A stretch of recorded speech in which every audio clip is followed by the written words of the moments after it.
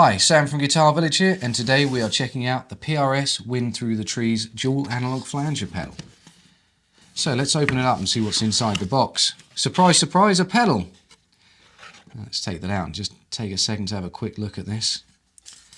So this is PRS's first line of guitar pedals. They've never really made them before. And let's have a look and see what else we've got in the box here too. So we've got a nice owner's manual there. So this has all the instructions in there on how to operate the pedal. Got some sample settings as well, so we'll check those out in a bit. Got some little feet, so they stick onto the bottom of the pedal if you're not going to be putting it straight on a board with some Velcro. And a couple of other little bits in here as well.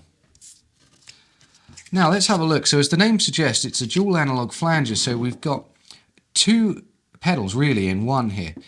So the controls are the same on both sides there, so you've got the manual, depth and rate, and the mix here, which determines how much of each of these you're going to be using. So right in the middle is 50-50, or you can lean towards one side or the other a bit more.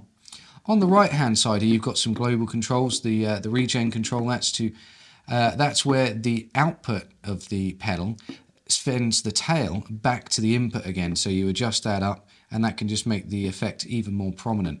You've got a dry-wet mix, so you can blend in your original signal, and the added highs, which is really useful. So if you're using the pedal at quite extreme settings, sometimes you can use a little bit at the top end, and you just use that to blend in a little bit more. Now in terms of the inputs and outputs, it's really simple. Plug your guitar in there, power supply goes in there, and then plug your amp in that side. So let's plug this thing in then and check it out. Let's hear the guitar clean first. Now let's add the effect in.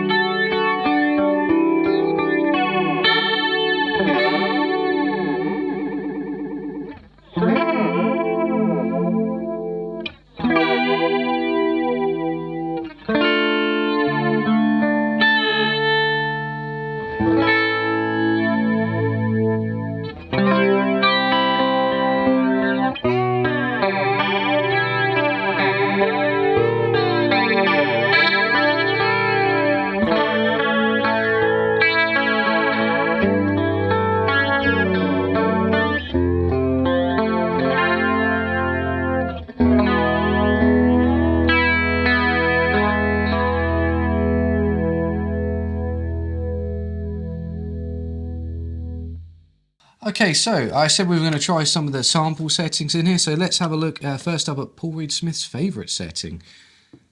Let's just adjust these around a little bit and get them exactly where he likes them.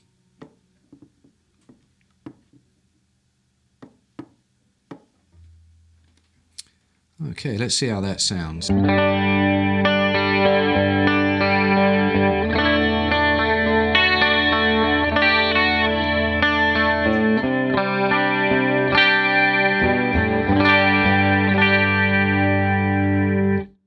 That's quite a nice effect actually, quite a subtle one. Now let's check out, we've got a slow 80s style flange, let's give that a go.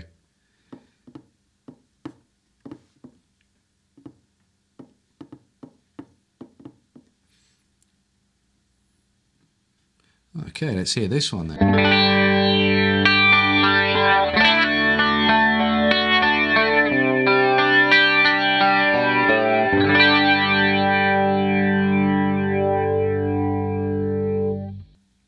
Nice, so that one's a little bit deeper, that effect. Now, let's try the third one. This apparently is better for bass, but we're going to test it with guitar and see how well it does.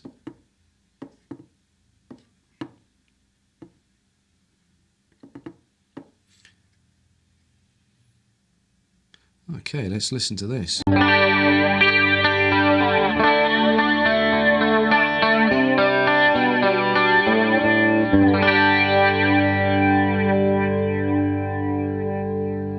Nice, although the manual does say it's great for strummed chords as well, so let's hear it with some strumming.